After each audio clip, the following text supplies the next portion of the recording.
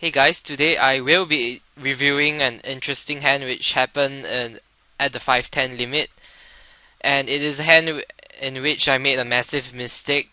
And even though one might assume that he has the nuts, but still, there might be other better lines to take. So let's begin with the hand. And I was just playing it an hour ago, and I was playing at the 5-10 short-handed tables, which is a limit I don't play often.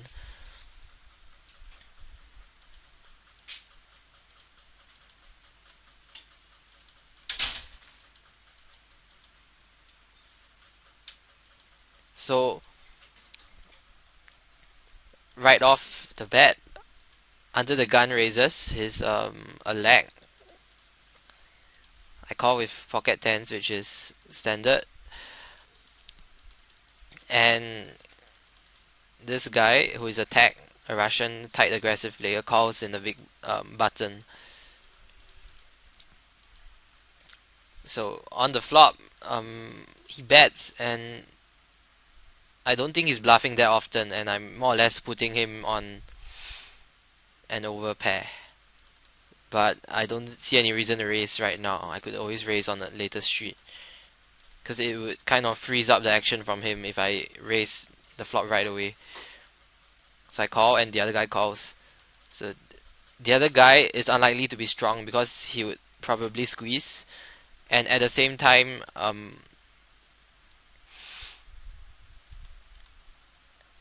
have top set, so it's unlikely he has a 10 himself. He might even fold a 10 right away when this guy bets and I call, because I'm quite strong here. So I'm putting him mainly on Jack 9 suited, 7-9 suited, maybe Queen Jack suited because he's getting a good overlay to chase his gut shot. And of course, pocket 8s, pocket 4s, maybe pocket jacks, but that's the worst hand he can have, besides the gut shots. So on the turn, this guy checks. I think he's almost always going to be giving up. So obviously I bet. I try to bet weaker, hopefully to induce a raise from him if he has a set. He calls, and the other guy folds. So now I'm basically putting him on Queen Jack suited, because he's going to chase his open-ended straight draw now. Maybe he has 7-6 of clubs, but during the hand I didn't really think about that hand. And of course he still has his sets. I don't really think he has any other hand. He's probably folding pocket jacks here. So on the river is 9, which is a very bad card for me. Queen Jack got there. 7-6 of clubs got there.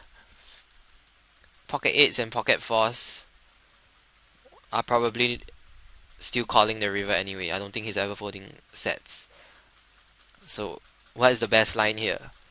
So in this hand I actually bet $650, which is suboptimal. In fact, it is a losing play. And he shoves. And during the hand, I wasn't sure whether I wanted to bet and call a raise or just bet and fold. And I was getting good pot odds, and I think he might shove set some of the time. So I decided to call, but it was a bad mistake. So let's talk about our other options. So bet call I think is the worst option. Bet fold is also not a good option if you're not sure what to do. So we are left with check raise or check call. I think check raise is no good, you're just overplaying our hand. So let's compare check calling with betting. So firstly, against Queen Jack suited and 7-6 of clubs, that is 5 combination of hands. I'm going to assume he's betting $500 on the river with his entire range. So let's say he has a straight, 5 combos. I will lose 500 every time he bets and I call. Against his busted straight draws, he has 6 combinations of Jack 9 suited because 1-9 is out. So he has like Jack 9 of spades, of hearts, and of clubs. And same for 7-9 suited. assuming he bluffs a third of the time, which is a reasonable assumption, I would win $500 each time. And lastly, I think he would always bet his sets. When I check here, I almost never have a strong hand here, so he has absolutely no reason to continue checking his sets. He would definitely bet again. And there are 6 combination of sets. Assuming he bets $500, I will win $500 each time he bets his sets. So given that this card is such a bad card for my range, and such a good card for his straight draws, we can see that our overall expected value is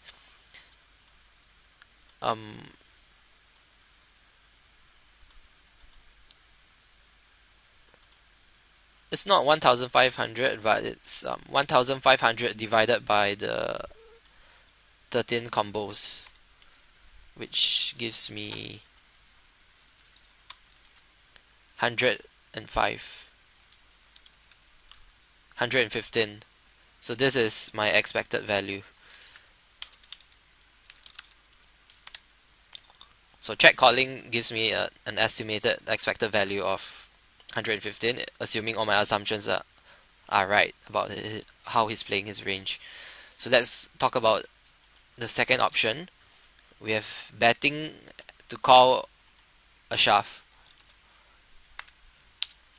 So in this case, I wasn't sure whether he would shove his sets or not. I'm not too sure because my read on him was that he wasn't that good, so I was kind of unsure.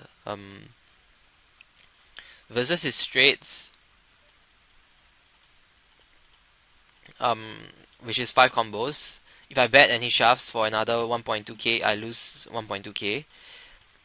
Against his busted straight draws, Jack 9 and 7 9 suited, he would just fold if I bet, so I win $0. And against his sets, because in this hand I bet 650, so I would earn 150 more than if he just bet 500. So 4 out of 6 times I would win 650. And against his sets, which actually just shove, I assume he might make this mistake. Actually, he should never go all in with his pocket 8s and pocket 4s, because my betting range on the river here is very, very strong. So if that happens, if he does this mistake 1/3 of the time, I would win $1,200. So when we talk about expected value of betting to call a raise, it's I have to divide it by like 11 combos. So I'm losing $90 on average when I bet and call and all in, assuming my assumptions about his raising frequencies on the river are right. So we can talk about the third option, which is betting to fold. So versus straights, let's say I just bet, if I wanted to bet and fold, I would probably bet smaller, so I would bet 500.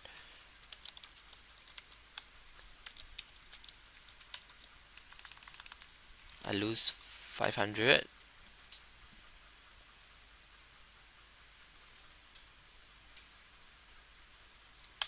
But actually, if I wanted to bet and fold, then and bet a smaller size, then it would make completely no sense for me to bet, because I could just check and he would bet the same amount. So okay, let's say I bet $650 versus his busted straight draws. The EV is 0. Versus his sets, I win 650 versus 2 combos of sets, which is shoves. I'm actually making a massive mistake. I lose 650. So I think it's pretty obvious that betting to fold is the worst option. It should be the worst option.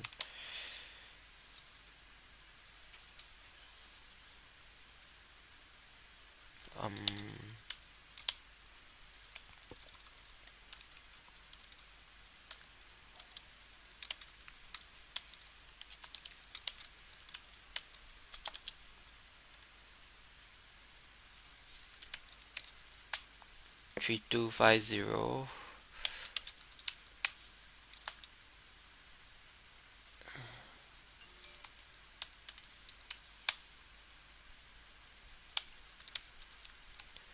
So, and there are 11 combos, so I'm losing $177. This is my expected value.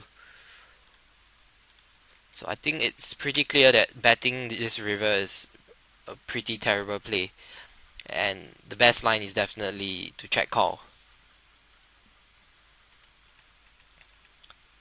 If I thought that he would always bet his sets and call an all in, then check raising is best, because he has 4 to 5 combos of straights, because he doesn't necessarily have 7-6 suited all the time. He has 4 combos. In fact, he might not even have 4 combos. Maybe he has 3 combos. But I'm assuming he would always call Queen Jack. So let's say he has 4 to 5 combos, and he always has 6 combos of sets here. So in this case, if he is always calling his sets, I would be ahead of his calling range on the river, since I bid 6 combos and lose to 4 to 5 combos of straights. So check raising all in would be the best play if I assume he would call his sets all the time, but I don't think that is the case. So checking to call is by far the best play. So yeah, I'm done with this video. I hope you guys found it interesting. So have fun and good luck at the tables.